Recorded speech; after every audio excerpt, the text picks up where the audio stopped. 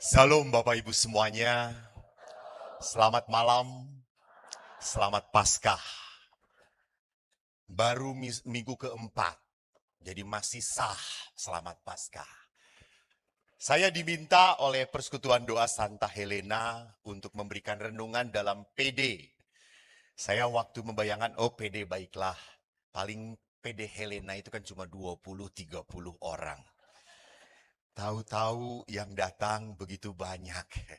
Saya percaya Anda rindu mendengarkan Tuhan, bukan mau difoto dengan saya. Saya kemarin ke Semarang, bukan hanya difoto, jubah saya ditarik-tarik. Dia pikir saya Yesus. Dia cium jubah saya. Terus ibu dapat mujizat? Enggak, dapat baunya, kata dia.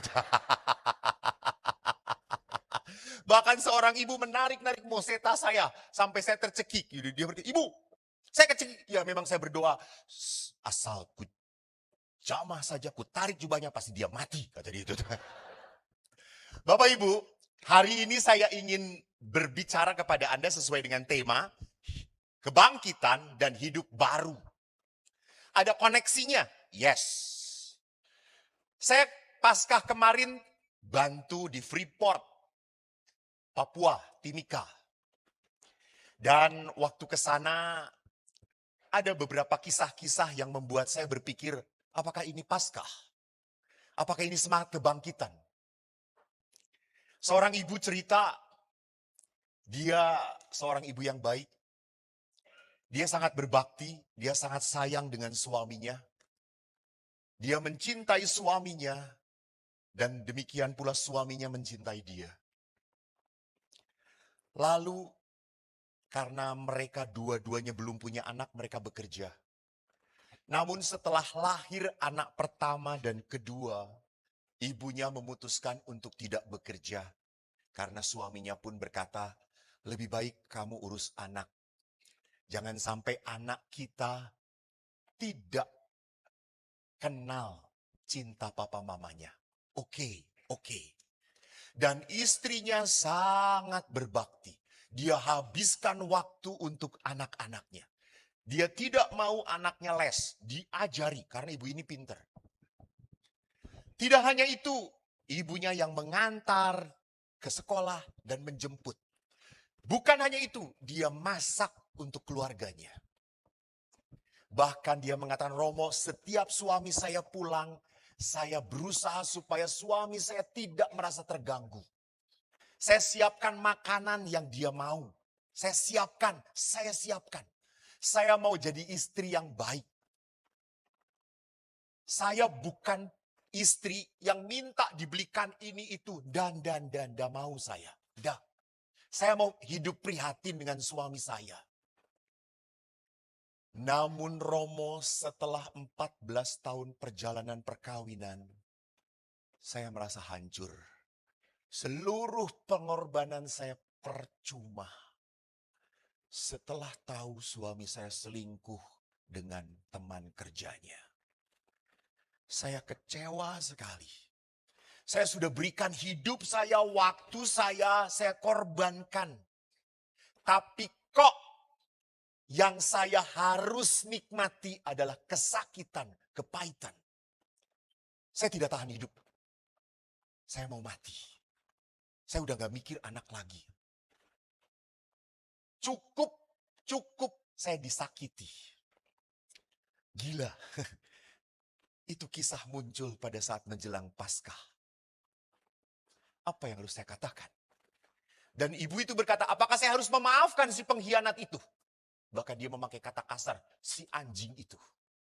Anjing Romo dikasih makan masih tahu menghormati tuannya. Dia lebih rendah daripada, enggak boleh pakai kata itu, guguk itu. Saking sakitnya. Baru ibu itu saya gumulkan, Bu, ibu belum punya waktu untuk memaafkan, belum. Ibu harus punya waktu untuk sakit dulu, enggak apa-apa. Jangan memaafkan dulu. Tapi kan ajaran Yesus, iya ajaran Yesus. Tapi ibu bisa nggak? Nggak bisa. Nah udah. Kita marah aja bareng dulu. Tiba-tiba kisah kedua muncul. Seorang wanita, sudah usia 30-an. Dia cerita dia begitu benci dengan mamahnya. Dua bersaudari. Mamahnya selalu, dia anak pertama, menyalah-nyalahkan dia. Bagi anak pertama, anak nomor 2 itu adalah anak kesayangan mamah. Tapi rupanya setelah di cross check, anak kedua pun merasa, lu kesayangan mama. Mama selalu cerita, lu baik, lu baik. Dan mamanya ini kasar pada anak-anaknya. Sampai akhirnya anak kedua berontak pergi dari rumah. Anak pertama tidak berani. Kasihan Romo, kasihan. Mereka sudah tua. Kalau saya tidak pergi, kalau saya pergi, siapa yang mau mengurus orang tua saya? Kalau saya tidak pergi, sakit Romo. Saya marah terus. Saya pulang kerja sudah capek, masih harus disalahkan oleh mama. Mama itu memperlakukan saya seperti kepada anak kecil. Apa yang harus saya lakukan? Tinggalkan orang tua saya yang begitu menyakitkan? Atau saya tetap bertahan dalam kesakitan? Ikut menderita bersama Yesus? Saya ditanya seperti itu, saya jawab, nggak tahu gue juga. Bingung, emang gue Tuhan Allah? Bingung saya juga. Serba salah. Saudara-saudara, mari kita lihat the meaning of resurrection and the power of resurrection. Mengapa peristiwa kebangkitan penting dalam iman Kristiani? Bahkan dalam liturgi gereja, Paskah itu puncak, bukan Natal. Bukan Natal. Paskah.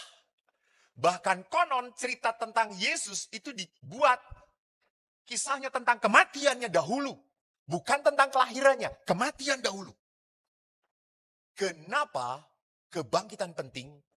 Bagi orang Yahudi tidak ada kebangkitan. Mustahil. Gak mungkin. Maka karena Yesus sudah bernubuat, ingat waktu Yesus mengatakan orang-orang mengagumi bait Allah, hancurkan bait Allah ini dalam 3 hari. Aku akan membangunnya kembali. Gila, orang Yahudi kaget. Ini dibangun 40 tahun. Kamu hanya 3 hari. Mana mungkin? Yesus bernubuat tentang dirinya.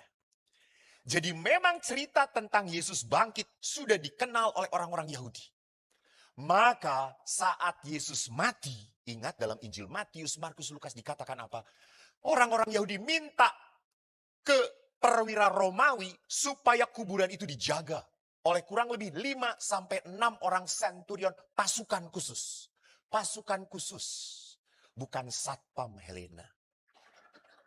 Pasukan khusus. Dan tidak hanya dijaga, kuburnya disil, disegel. Itu artinya apa?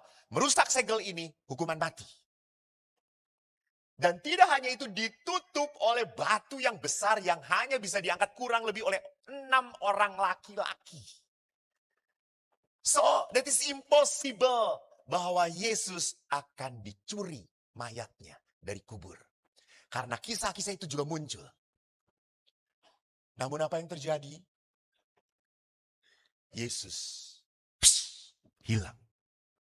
Dan kubur terbuka.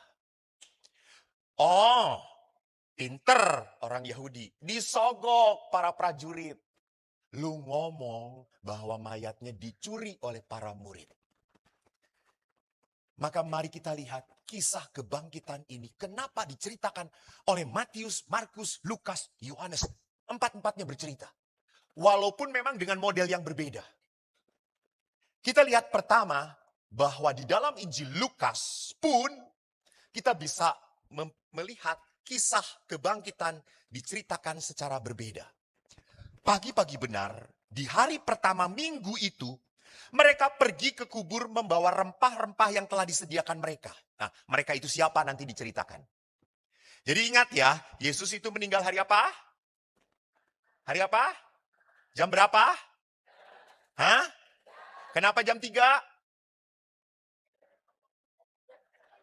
Kenapa jam 3? Enggak panas, enggak dingin. Ya Allah. Inilah kalau orang Katolik setengah-setengah tuh kayak gitu. Kenapa jam 3? Siapa yang bisa saya akan kasih hadiah? Pastor Balok bawa ke rumah. Ada nggak Pastor Baloknya di sini? Ada ya. Oh, ada Pastor Balok. Kenapa jam 3? Karena jam 3 adalah saat pembunuhan anak domba Paskah. Jadi bagi orang Yahudi anak domba Paskah itu dibunuh, disembelih pada jam 3.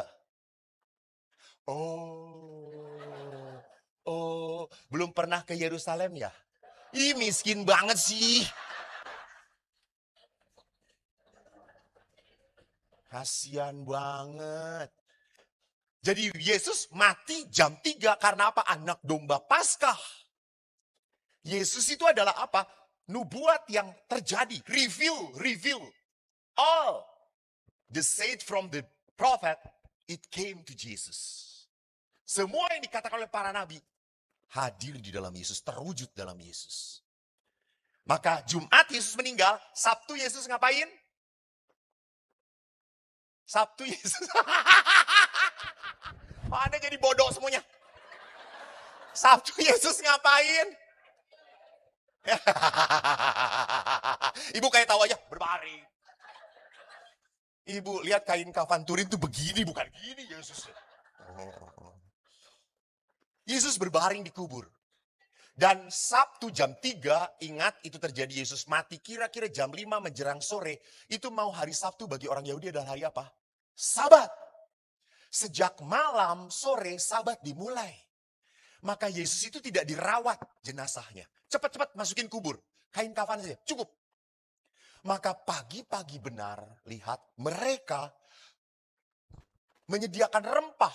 Untuk apa? Untuk merempahi jenazah Yesus. Saking sayangnya. Mereka mendapati batu sudah terguling dari kubur. Setelah masuk, mereka tidak menemukan mayat Tuhan Yesus. Sementara mereka berdiri termangu-mangu karena hal itu, tiba-tiba ada 2 orang berdiri dekat mereka memakai pakaian yang berkilau-kilauan. Mereka sangat ketakutan dan menundukkan kepala. Namun kedua orang itu berkata kepada mereka, "Mengapa kamu mencari dia yang hidup di antara orang mati?" Lihat. 2 sosok yang diperlihatkan ini mengatakan apa? "Mengapa kamu mencari yang hidup di antara kuburan? Ia tidak ada di sini, ia telah bangkit."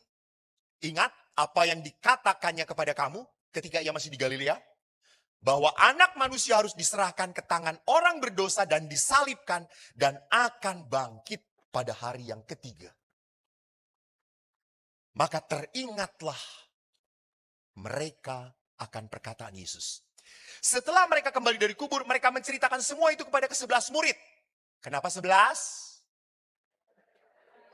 Hah? Apa, Bu? Iya, ibu tahu ya, karena ibu istrinya Yudas Iskariot. Betul. Satunya bunuh diri, Pastor. Ibu kok nggak dipoto waktu Yudas Iskariot dibunuh ya? Perempuan-perempuan, nah itu mereka itu siapa? Baru penginjil Lukas mengatakan perempuan-perempuan. Maria Magdala, Yohana, Maria ibu Yakobus, dan perempuan lain yang bersama-sama mereka memberitahukannya kepada para rasul. Hai, bagus. Matius, Markus, Lukas, Yohanes menyebutkan peristiwa kebangkitan pertama-tama dilihat oleh siapa? Perempuan. Bukan oleh murid-murid Yesus. Karena Tuhan tahu, kalau laki-laki nggak akan banyak omong. Kalau Petrus duluan gimana? Hilang. Nggak ada? Udah. Tapi kalau perempuan langsung, Yesus kagak ada. Di mana? Kosong. Iya, kuburnya kosong, nggak ada siapa-siapa. Iya. Yuk kita lihat. Ayo. Gitu. Itu perempuan. Dari sejak zaman Yesus, perempuan itu kepo.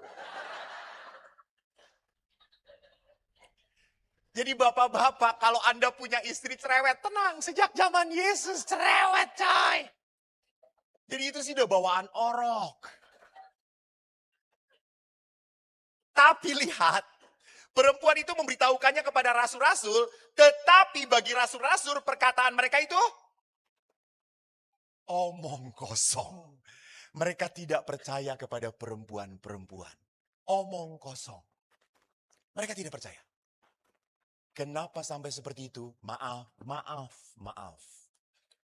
Kan biasanya kalau misa, kalau acara apa-apa, doa, pasti banyak perempuannya. Ya toh, laki-laki di sini datang semuanya karena dipaksa oleh istrinya. Kelihatan wajah-wajahnya, penuh penderitaan. Lu ikut.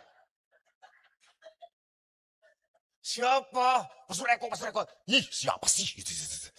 Maka lihat semua laki-laki di sini penuh panik. Diam aja semuanya. Jadi perempuan memang di dalam kultur Yahudi tidak boleh jadi imam. Perempuan menjadi orang yang nomor 2. Maka kata-kata perempuan dikatakan omong kosong. Sungguh pun demikian, Petrus bangun lalu cepat-cepat pergi ke kubur. Ketika ia menjenguk, ia melihat hanya kain kafan saja. Dan ia pergi lalu bertanya dalam hatinya apa yang telah terjadi. Jadi Petrus pun melihat dan tetap bingung. Kok nggak ada? Bagi perempuan-perempuan, ingat, salah satu perempuan yang selalu muncul dalam Injil Matius, Markus, Lukas, Yohanes. Siapa yang muncul? Selalu digambarkan. Siapa? Maria Magdalena. Seorang yang bukan. Seorang yang dibebaskan oleh Yesus dari apa? 7 kuasa setan.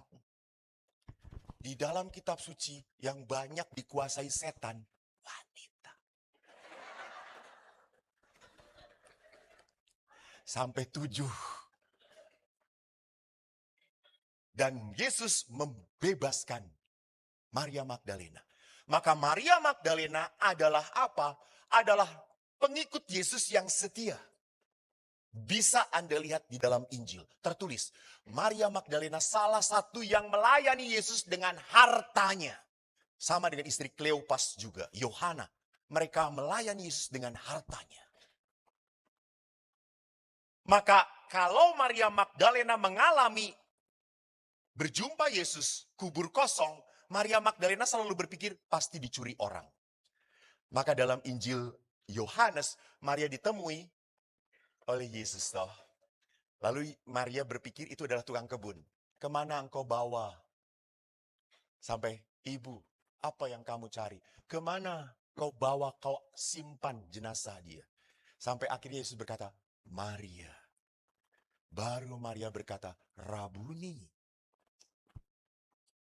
Jadi rupanya dalam Injil mau diperlihatkan apa? Pengalaman kebangkitan adalah pengalaman pribadi. Jadi itulah kenapa Yesus menampakkan diri kepada para rasul. Pada saat para rasul ketakutan, tinggal di dalam satu rumah yang terkunci, Yesus hadir. Dan hebatnya Yesus apa? Dia menampakkan bekas luka-lukanya. Kenapa Yesus menampakkan bekas luka-lukanya? Yesus mengatakan, karena dosa kamu aku menderita. Kamu yang menyalibkan aku. Bapak Ibu, seandainya tahun 2026 ini, Yesus datang lagi ke Santa Helena. Yesus disalibkan atau tidak? Yesus disalibkan atau tidak? Hah? Tidak. Tetap Yesus akan disalibkan. Karena Yesus hadir dalam sosok-sosok yang apa? Yang tidak kita sangka.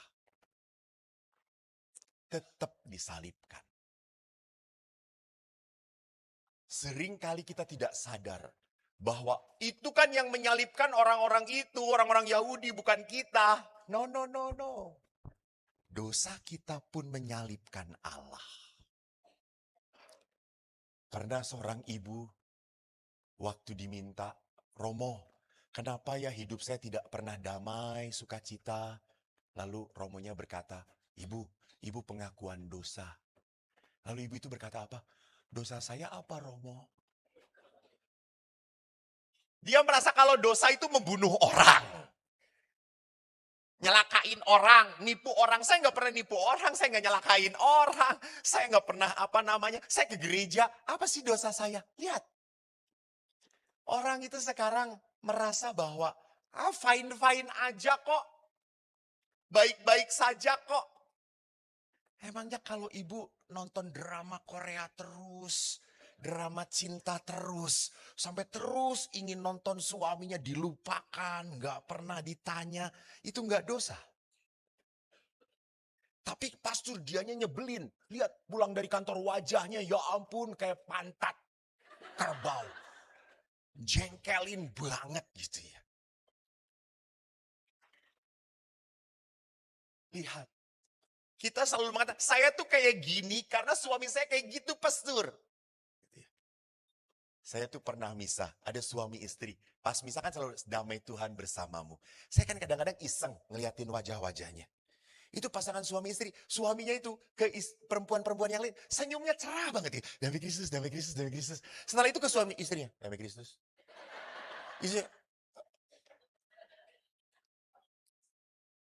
begitu berat, begitu pahit. Gitu ya. Jadi kita berpikir bahwa keluarga-keluarga lain juga pasti punya masalah, pastor. Iya, oke. Tapi jangan pernah lupa bahwa seringkali kita pun gagal mencintai Tuhan. Kita pun mengalami apa? Saya berdosa. Saya menyakiti Allah. Apakah kalau Anda ke gereja tertidur itu tidak dosa? Apakah kalau Anda ke gereja dan menggerutu, si pasturnya khotbahnya lama-lama banget. Ya Tuhanku Yesus, semoga dia sariawan, kegigit. Jadi berhenti khotbahnya. Apakah itu tidak dosa? Apakah kalau datang misa, pas di tengah-tengah. Khotbah apakah itu tidak dosa? Itu meremehkan. Saya sedih banget pernah di Helena. Gue buka kartu karena sekarang saya sudah keluar dari Helena. Aman aku. Itu sedang misa. Helena kan tempat misanya nyaman. Ber-AC coy. Itu si bapak. Itu dari misa bacaan pertama.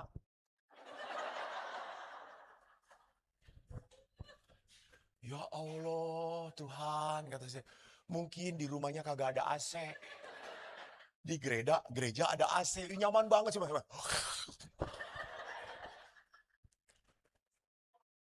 Ya sudahlah saya berpikir positif Tuhan. Dia tidak bisa tidur di rumah dengan baik. Di rumahmu dia bisa tidur dengan baik. Syukur pada Allah. Terus, misa dilanjutkan. Bapak kami otomatis harus berdiri dong. Kan malu kalau tidur. Bapak kami dia berdiri. Pas bapak kami, itu handphonenya bunyi. Dan apa yang terjadi? Dia keluar. Ya. Ya Tuhan. Hanya untuk 1,5 jam, 1 minggu saja untuk Tuhan. Setengah hati. Dia lupa, 24 hour. God bless your life. But I just give 1 hour. In 1 week, it's very hard. Berat. Kita selalu merasa, emang itu dosa. Biasa aja kali. Ya, itu. Kita terlalu mudah, biasa aja kali. Saya kemarin ngasih retret anak SD, kelas 6. Lalu saya tanya, Nak, saya punya salib dari Roma. Saya kasih. Siapa suruh? Siapa di antara kalian yang belum pernah nyontek? Langsung, susah ini mah kagak ada gitu ya. Pernah semuanya? Pernah, pastor pernah. Nak, nyontek itu dosa atau tidak? Tidak. Atau mereka kurang ajar gitu ya. Dan itu yang ngomong beberapa anak-anak dari Santa Helena, saudara-saudara. Kenapa tidak berdosa? Kan sama-sama. Dia nyontek, ya saya juga nyontek gitu ya. Lalu satu anak ngomong, Romo, menyontek itu dosa kalau ketahuan. Itu dosanya apes namanya gitu. Lihat, saudara-saudaraku yang terkasih, bahwa akhirnya bagi para penginjil, pengalaman kebangkitan harus menjadi pengalaman pribadi. Maka Yesus menampakkan diri, dia tampakkan lukanya. Bahkan pada saat Thomas tidak hadir, Yesus datang dan berkata, Thomas, cucukkan tanganmu ke dalam luka-lukamu, luka-lukaku, dan jangan tidak percaya lagi. Langsung Thomas berkata, ya Tuhanku dan Allahku. Pengalaman. Tetapi pengalaman kebangkitan menjadi pengalaman pribadi, tetapi tidak hanya pengalaman pribadi, Paulus menuliskan, kalau Kristus tidak dibangkitkan, maka sia-sialah semua kepercayaan kita, pemberitaan kita, kami tentang Yesus sia-sia. Jadi memang kebangkitan itu harus menjadi dasar iman kita. Jadi kalau Yesus tidak dibangkitkan, Yesus tuh ngomong ngajarin ini, ngajarin itu, cinta kasih, pengorbanan, hidup yang akan ada penebusan, akan ada sukacita abadi, bohong. Karena mati. Maka kebangkitan adalah dasar dari iman Kristiani. Fondamen yang paling utama. Kenapa? Karena dalam kebangkitan itu berarti Allah membenarkan seluruh perkataan, ajaran, nubuat, dan apa yang diperbuat oleh Yesus. Allah mengatakan, dia benar. Ingat, Rasul Paulus menulis surat kepada jemaat di Roma. Upah dosa adalah maut. Maut. Dan Yesus bisa mengalahkan maut dengan kebangkitan. Itu berarti apa? Seluruh dosa bebas karena kebangkitan Yesus. Jadi Yesus mau mengatakan di dalam kebangkitan apa? Kalian anak-anak yang kuselamatkan. Kalian anak-anak yang akan kuberikan tempat mulia di surga. Kalau Yesus bangkit itu pun berarti apa? Saya kelak akan dibangkitkan. Ingat, kredo. Aku percaya akan gereja Katolik yang kudus. Persekutuan para kudus. Terus. Itu lihat. Itu kredo yang setiap minggu kita ucapkan. Aku percaya kepada kebangkitan badan dan kehidupan kekal. So ingat. Kehidupan kekal. Yesus menjanjikan pada kita sebuah kehidupan yang kekal. Maka kebangkitan itu adalah sebuah peristiwa di mana Allah mau mengatakan, dia benar, dia anakku. Apa yang dia ajarkan, apa yang dia buat, itu membawa keselamatan dalam hidupmu. Maka saya dalam hati bersyukur menjadi orang Katolik, pengikut Yesus. Saya sangat bahagia. Saya memang sejak kecil dibaptis, nggak ngerti apa-apa. Lalu pas kecil saya ngelihat, jadi pastor enak ya, bisa minum anggur. Terus saya ngomong kepada ayah, aku mau jadi pastor. Kenapa? Biar minum anggur tiap hari. Wine. Itu bukan anggur nak, darah Kristus. Alah, pokoknya kayak gitulah. Maka waktu mesdinar, putra altar, saya sering mencuri anggur. Jadi kalau saya masukin, nggak sepenuhnya, pelan-pelan aja. Sisain sedikit. Karena ini jatahnya si Eko. Kalau setelah misa, saya cepat-cepat beresin. Bawa ke belakang, saya minum anggurnya. Jadi saya dibaptis ikut begitu saja. Namun pernah, karena saya sekolah di negeri. Waktu SD saya 1 kelas sampai kelas 5. Bersama dengan Monsinyur Anton. Di sini ada kakaknya. Saya sekolahnya sama. Jadi saya kenal banget Monsinyur Anton. SD-nya sama-sama. Cuma beda nasib. Dia pinter, saya tahu dari ketawa Anda melecehkan saya. Saya bodoh. Beliau jadi uskup, saya jadi terkenal. Itu bedanya. Mana ada apa namanya, orang datang, foto postur, foto pastur. Ih, gue doang coy. Saya kemarin ke Surabaya, ke Surabaya, berdua dengan Monsinyur Anton. Kita duduk berdua, tenang, kita sedang ngobrol. Tiba-tiba ada ibu-ibu tua. Maaf, ini Romo Eko ya? Iya, saya sering lihat YouTube-nya Romo bagus. Terima kasih ya Romo. Ibu gak kenal ini. Ini siapa ya? Terus kamu masalah.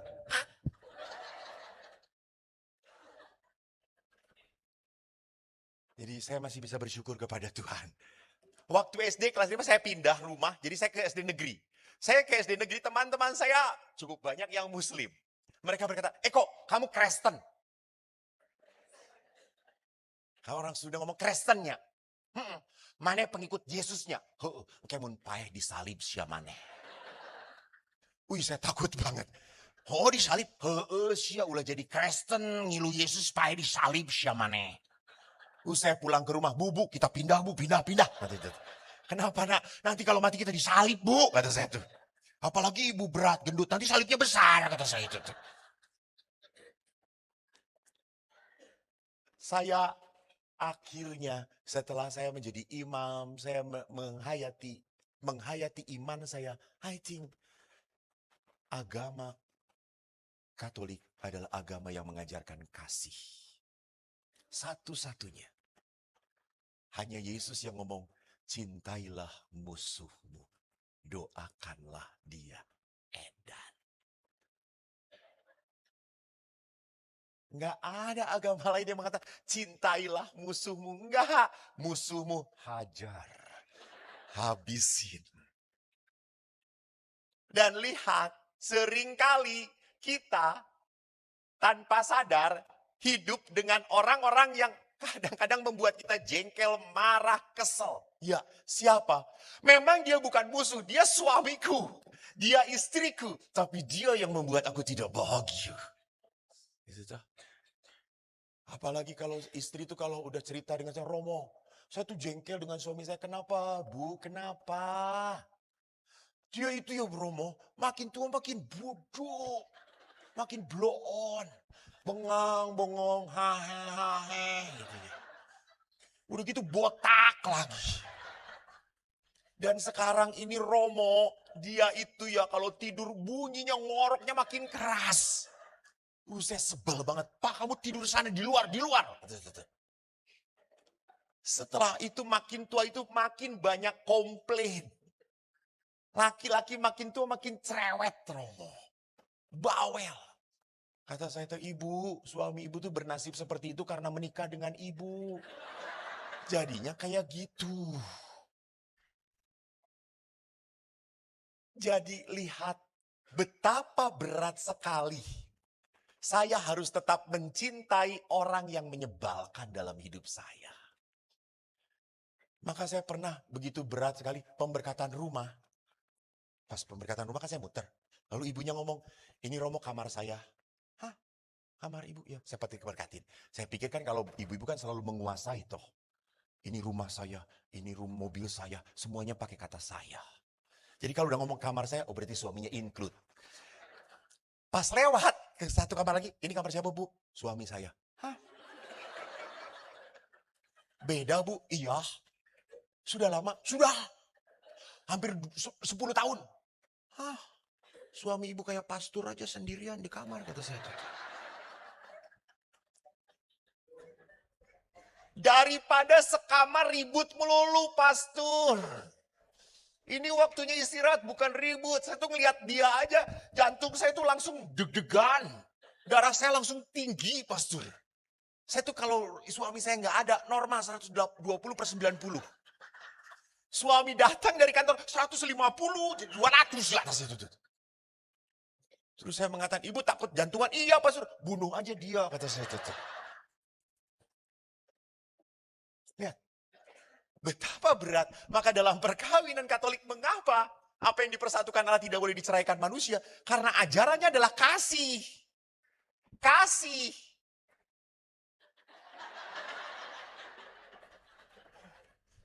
Artinya apa? Lu nyakitin gua, kasih. Gua kasih. Itu lihat. Itu ajarannya. Bukan agama.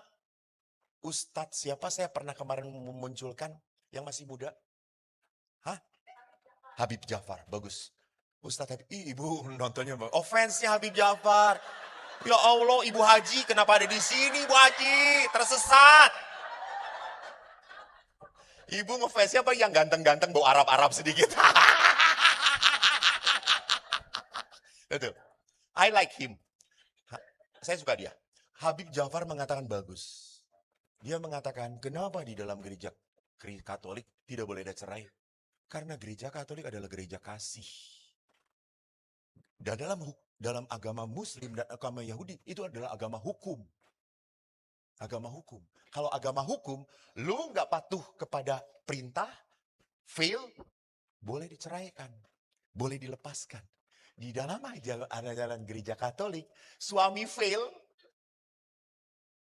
boleh di-reject? Nggak boleh. Nggak boleh. Atau diserahkan ke pastor paroki. Silakan jadi teman pastor balok. Nah, pastor paroki aja udah pusing dengan pastor balok.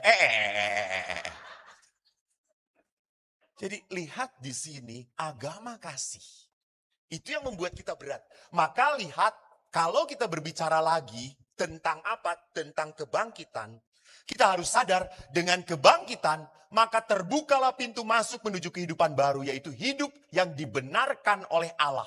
Hidup yang penuh rahmat Tuhan. Nah ini yang aku ingin katakan. Ini yang keren. Rasul Paulus menulis kepada jemaat di Roma bab 6. Supaya seperti Kristus telah dibangkitkan. Demikian juga kita akan hidup dalam hidup yang baru. Hidup yang baru itu yang apa? Hidup yang penuh rahmat. Hidup yang penuh berkat. Jadi kita ini karena kemurahan Tuhan, kita ini hidup semata-mata karena rahmat Tuhan. Berkat Tuhan. Saya diberkatin. Mungkin karena Anda, hidupnya itu enak-enak terus, jadi tidak pernah diberkatin. Karena saking selalu enak. Biasa aja. Karena terlalu enak. Saya kan hobi olahraga. Saya senang naik sepeda. Saya senang jalan ke alam. Saya senang camping. Saya senang naik motor. Saya jaga kesehatan. Suatu hari saudara-saudara saya tipes. Masuk ke rumah sakit Boromius. Dan tipes itu kan tidak pernah boleh panasnya naik terus toh. Harus turun. Saya tidak turun-turun setelah 2 hari. Dan dokter mengatakan, bed rest. Gak boleh. Dimandikan suster.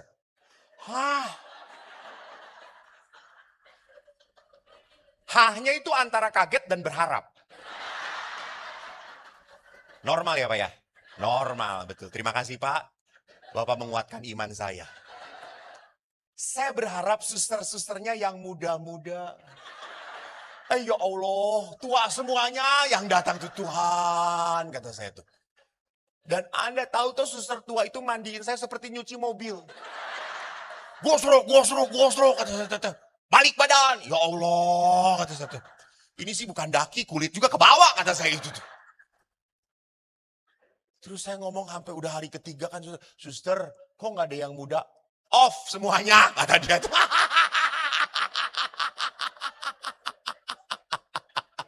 Lalu saya berkata, kalau begitu saya berdoa, semoga besok suster-susternya tuanya dipanggil Tuhan, kata saya itu tuh.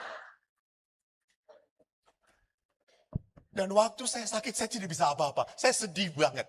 Saya diem di kamar, nggak boleh banyak gerak. Apalagi dokter yang merawat saya itu terkenal dokter galak banget. Romo, diem. Udah diem, saya matinya bukan karena tifus, karena dibentakin terus, kata saya itu tuh. Galak. Dan tidak boleh umat yang datang itu disensor. Hanya boleh beberapa orang saja. Dan umat-umat Bandung itu kan baik-baik. Kalau datang ke jenguk itu tidak ada yang tangan kosong. Babi hong lah gitu ya. Ayam kodok lah gitu. Romo ini babi hong. Iya terima kasih. Nanti dimakan ya. Iya terima kasih. Taruh situ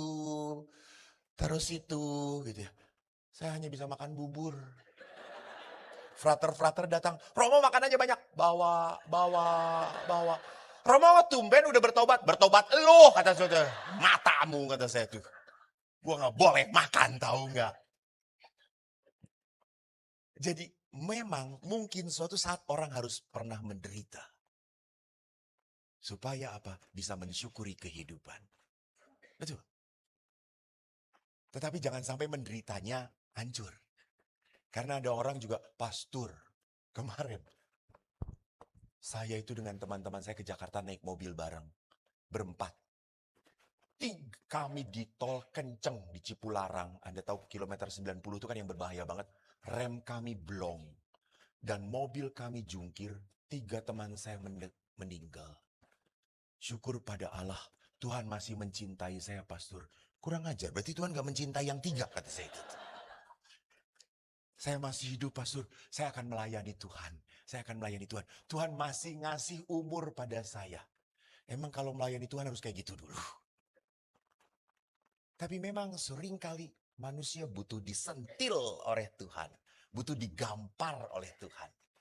Supaya bisa bersyukur. Betul. Supaya akhirnya, lu ngerti ya. Lu gak bisa apa-apa tanpa gue. Betul. Butuh pengalaman jatuh. Butuh pengalaman sakit. Maka nanti saya lihat. Bagaimana hidup dalam roh ini. Yesus datang tidak hanya membebaskan kita dari dosa, tetapi juga mau menyatukan kita dengan kasih Tuhan. Oleh karena itulah, kalau orang mengalami hidup yang baru, itu berarti apa? Hidupnya harus dalam roh. Hidup dalam roh berarti saya selalu sadar hidup saya harus ada dalam persekutuan dengan Tuhan. Coba saya ingin tanya dahulu. Ibu bapak di mana, Bu? Di belakang ya, Ibu. Ya itulah. Apa yang dipersatukan oleh Allah. Dipecahkan oleh persekutuan doa, saudara-saudara. Di sini ada Bro Asyong. Bro Asyong dengan Ibu. Bro Asyong. Kalau dalam perkawinan bapak ibu berdua. Sudah berapa puluh tahun, Bro Asyong? 34 tahun. Betul, Bu? Betul. Syukur betul. 34 tahun. Setelah 34 tahun dalam kehidupan perkawinan. Siapa yang paling penting? Anak atau ibu? Ibu. Bagi ibu, siapa yang paling penting? Bro Asyong. Pinter ibunya.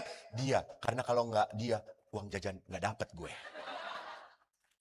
Lihat, dalam perkawinan, pada saat saya yang paling penting istri, yang penting suami, suatu saat dia pun menyakiti Anda. Bukan siap-siap. Memang sudah terjadi. Bisa terjadi. Betul atau tidak? Kalau pada saat saya memusatkan yang paling penting adalah pasangan, suatu saat pasangan itu akan fail, memenuhi kebutuhan saya. Iya atau tidak? Dan saya marah, saya kecewa. Ya. Dan saya tidak suka. Dan saya sakit hati. Betul atau tidak? Betul. Dan akhirnya hidup saya sedih. So, di dalam kehidupan tetap harus pusatnya Tuhan Allah. Saat Anda tidak memusatkan Tuhan, maka hal apapun akan membuat Anda kecewa. Coba itu tadi istri yang saya ceritakan di depan. Dia sudah pusatkan hidup dia untuk berkorban anak-anak suaminya. Pada saat melihat kenyataan suaminya seperti itu, dia sedih, dia kecewa. Pada saat seorang anak merasa bahwa ini ibunya harus disayang, tetapi ibunya memperlakukan dia dan adiknya seperti itu, dia pun sama, marah, kecewa. Jadi kalau orang memusatkan dirinya entah pada orang ataupun pada kesenangan, pasti suatu saat akan mengalami apa? Kekecewaan, kesedihan. Tapi apakah kalau orang memusatkan dengan Tuhan, tidak akan sedih, tidak akan kecewa? Sedih, betul, tetapi bertahan. Bertahan. Kenapa bisa bertahan? Mari kita lihat. Kita tidak mengalami banyak hal, orang dan peristiwa sebagai sumber kegelisahan, tetapi mengalami semuanya itu sebagai jalan yang dipakai Tuhan untuk menyatakan kehadirannya. Jadi masalah, penderitaan itu juga jalan berkat Tuhan. Emang kalau orang sudah banyak berdoa, sudah banyak berderma, pasti usahanya bagus terus? Enggak coy, enggak coy. Bahkan sering yang terjadi orang begitu baik, makin sulit hidupnya. Betul atau tidak? Betul. Karena makin apa? Diperas. Setan tidak suka dengan keluarga-keluarga yang baik. Setan tidak suka anak-anak yang setia. Maka digoda, digoyang terus biar jatuh. Tapi di sini ada beberapa keluarga yang mengatakan, kami tidak pernah digoyang, pastor. Ya karena sesama setan jangan menggoyang.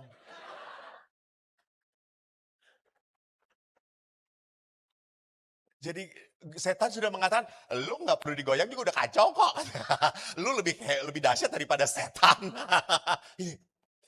Jadi jangan pernah lupa pada saat kita hidup benar, jangan pernah berpikir hidupnya akan baik, sejahtera, lempeng terus. No, iblis tidak suka. Pasti dihajar, pasti digoyang.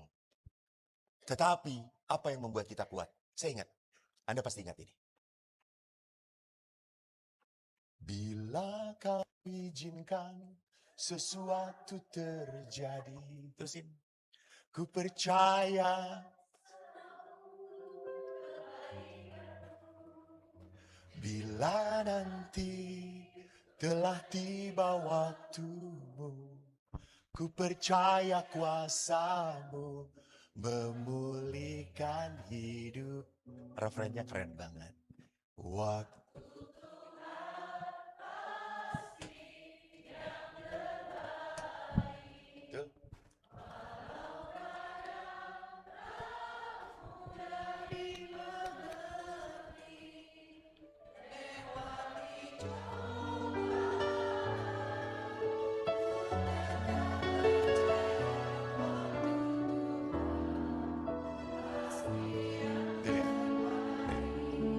Waktu Tuhan pasti yang terbaik, walau kadang tak mudah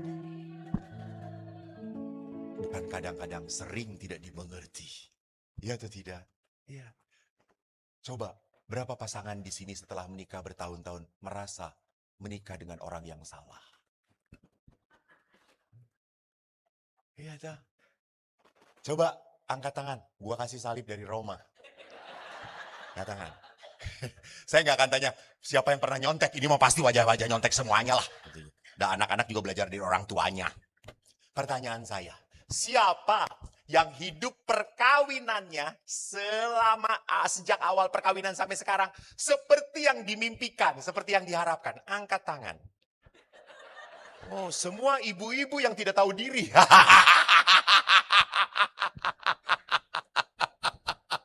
Betul.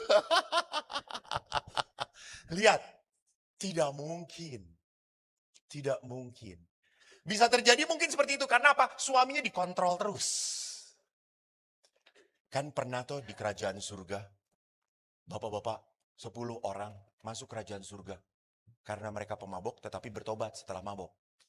Lalu pas bertobat mati mereka sama-sama. Jadi masuk surga. Lalu Tuhan berkata, 1 Petrus berkata, "Sopak, ke sebelah kanan. Suami-suami yang takut akan istri. 9 datang ke sebelah kanan.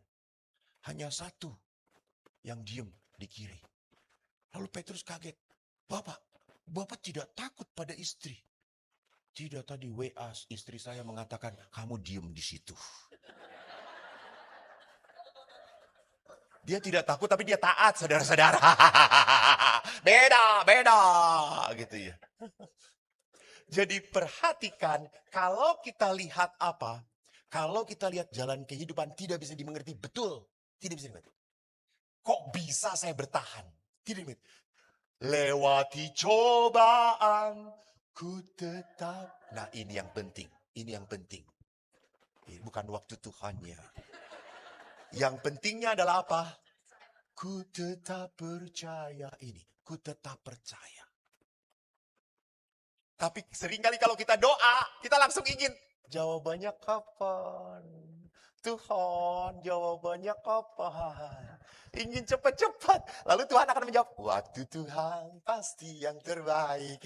Jawabannya kapan? Waktu Tuhan.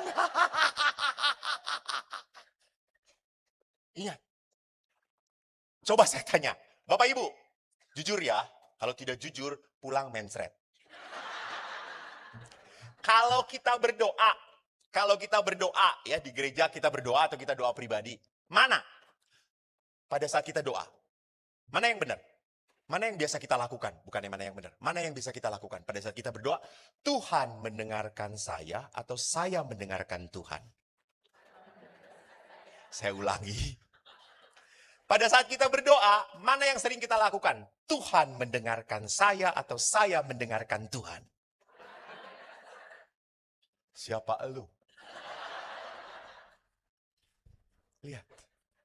Kita ngatur Tuhan. Tuhan suruh mendengarkan saya. Saya punya list nih Tuhan. Belum. Ini harus, ini as soon as possible. Asap, ini asap. Kita punya daftar. Supaya Tuhan lakukan.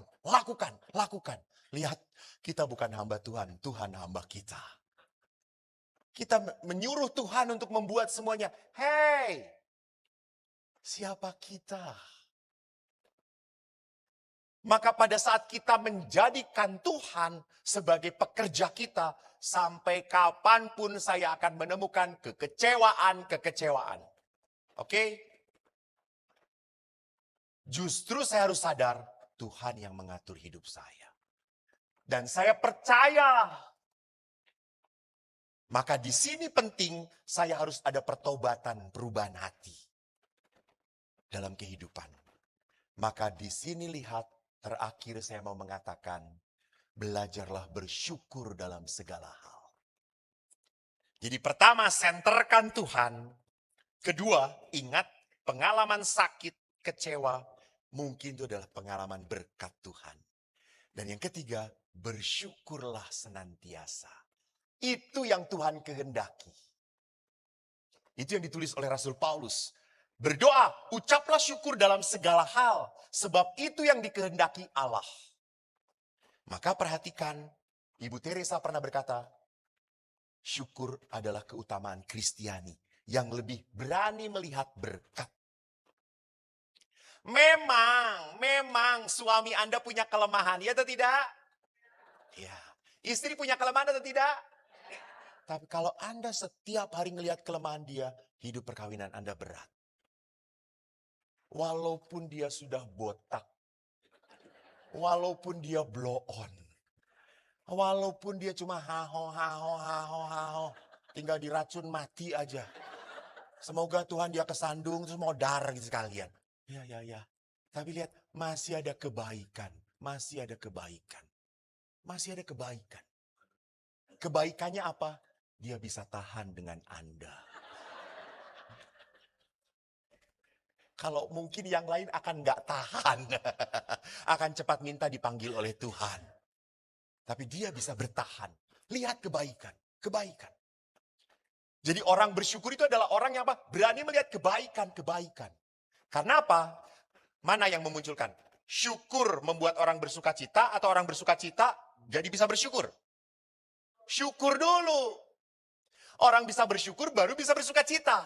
Thanks God. Itu. Lalu membuat sukacita. Coba Bapak Ibu, apakah di rumah Anda masih bisa tertawa dengan suami istri, dengan anak-anak? Hampir banyak rumah di Lipo, hening semuanya. Saya kalau masuk ke Lipo itu tidak beda dengan masuk Kerkov. Kayak kuburan semuanya. Tak ada ketawa. Anak-anak ketawaan cuma dengan pembantu doang. Tetapi suara ketawa anak-anak dengan orang tua sudah jarang didengarkan lagi. Karena suami istri juga sudah jarang ketawa bareng. Karena baru jangankan ketawa, ngobrol aja ujungnya. Itu dia. Lihat, kenapa? Saya pernah retret suami istri di Pratista. Saya ngusul, berdua, Pak, Bu, pacaran lagi. Pacaran. Diem. Quality time. Apa yang terjadi? Quality control.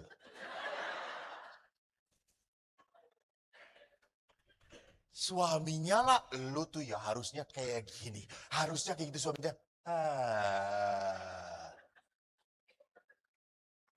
Capek. Maka saudara-saudara, kalau kita mau belajar bersyukur, saya ingat sekali bahwa apa?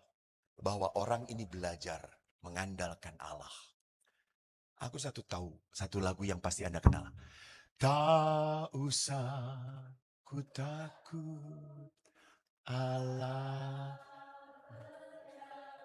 Bagus, tak usah ku bimbang. Tak usah Yesus peliharaku. Tak usah ku susah. Roh Kudus hiburku. Tak usah ku cemas.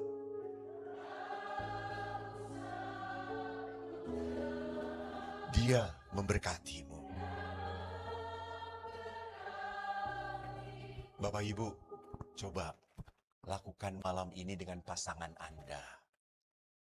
Tar dulu, jangan referennya. Mak-mak tuh susah diatur, saudara-saudara. Gua yang mimpin, mereka yang ngatur. Coba Bu, dengan pasangan Anda pegang tangannya. Di saat istri Anda mulai ribut, tak usah kau takut, Allah menjagaku.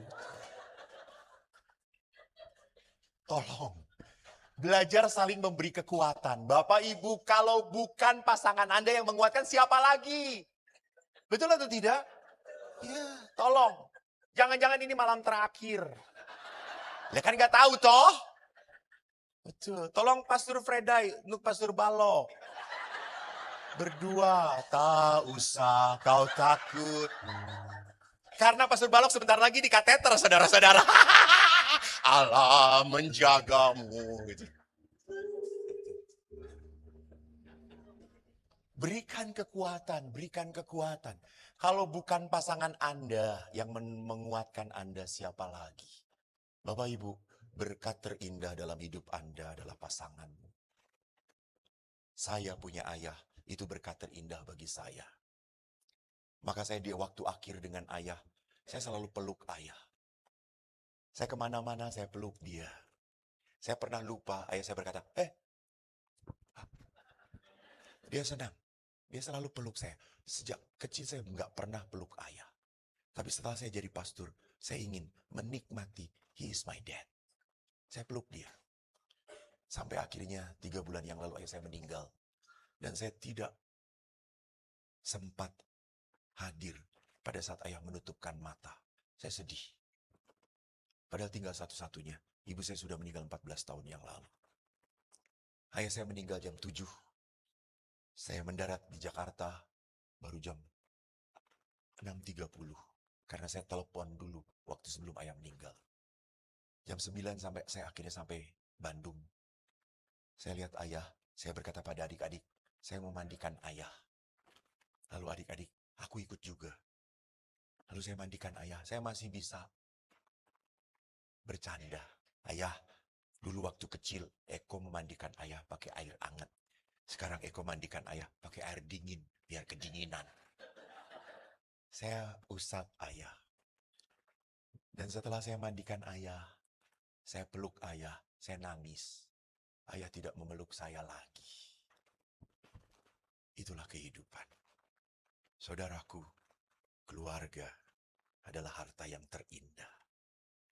Pasangan Anda mau dibuatkan tempat bongpai semahal apapun, tak akan ada gunanya.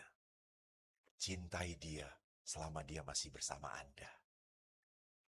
Mari, saya ingin Anda menundukkan kepala Anda. Saya ingin, Tuhan, kami berterima kasih bahwa kebangkitan-Mu adalah peristiwa yang indah dalam hidup kami. Karena kebangkitan putra-Mu, kami Kau bebaskan dari dosa. Kau angkat seluruh beban hidup kami. Dan Kau berkati hidup kami. Dan berkat-Mu itu sungguh nyata di dalam keluarga kami. Kau telah hadirkan pasangan hidup. Walaupun kadang dia menyakitkan bagiku, walaupun kadang dia begitu susah bagi aku, namun Tuhan, hatiku pernah terpaut padanya. Hatiku begitu mencintai dia. Namun kadang kesakitan ku pelihara, sehingga aku membenci dia, aku marah pada dia, aku kecewa pada dia. Angkatlah ke segala kesakitan dan kepahitan hidup dalam hatiku Tuhan. Aku ingin kembali menghargai pasanganku. Aku ingin kembali menghargai suamiku. Walaupun dia tidak bekerja, walaupun dia usahanya sedang hancur, biarkan aku tetap menopang dia, memberikan kekuatan pada dia. Tuhan, walaupun istriku begitu menjengkelkan, walaupun istriku selalu membuat aku salah, aku merasa tidak selalu benar di hadapan istriku. Namun Tuhan, ia selalu melayaniku. Ia selalu memberikan yang terbaik padaku. Tuhan, ulurkanlah berkat-Mu. Urapilah cinta di antara mereka. Aku percaya, sepulang dari tempat ini, mereka akan mengalami rahmat kasih-Mu yang berlimpah. Semoga rahmat kasih Allah hadir dalam hidup Anda.